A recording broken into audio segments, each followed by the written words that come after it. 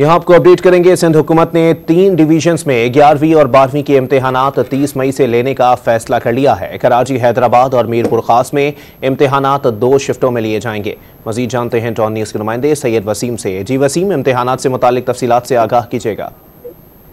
जी बिल्कुल, देखें, वजीर जामियात और बोर्ड इस्माइल राहो की जानिब से इंटरमीडिएट इम्तिहानात के मुताबिक जो है वो ब्रीफिंग में बताया गया है कि सिंध हुकूमत ने 11वीं और 12वीं के इम्तिहानात सूबे के 3 डिवीजन में 30 मई से लेने का फैसला किया है, जिसके लिए कि इलेक्ट्रिक और विभाग से सूबे में इम्तिहानी मराकज के में लोड शेडिंग न करने का मुतालबा किया गया है। कराची, हैदराबाद, मीरपुर खास में 12वीं के इम्तिहानात 30 मई से 2 शिफ्टों में लिए जाएंगे, जबकि सक्खर, लाड़काना और शहीद बेगमजाबाद में मैट्रिक के इम्तिहानात खत्म और 12वीं जमात के शुरू हो चुके हैं।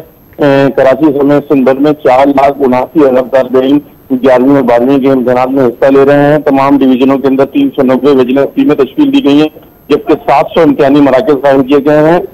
कराची में 11वीं और 12वीं के इम्तिहानात में 16 इम्तिहानी मराकज को अहसास करार दिया गया है, जबकि जो मैट्रिक इम्तिहानात के हवाले से तफसीलात जारी की गई है उसमें बताया गया है कि 3,565 तलबा नकल करते हुए, जबकि 2600 के करीब जो है मोबाइल फोन जब्त किए गए हैं मैट्रिक इम्तिहानात में, और 800 से ज्यादा तलबा को कॉपी रद्द-बदल करने के उसमें जो है वो उनको सजाएं दी गई हैं। जी बहुत शुक्रिया सैयद वसीम अपडेट करने के लिए।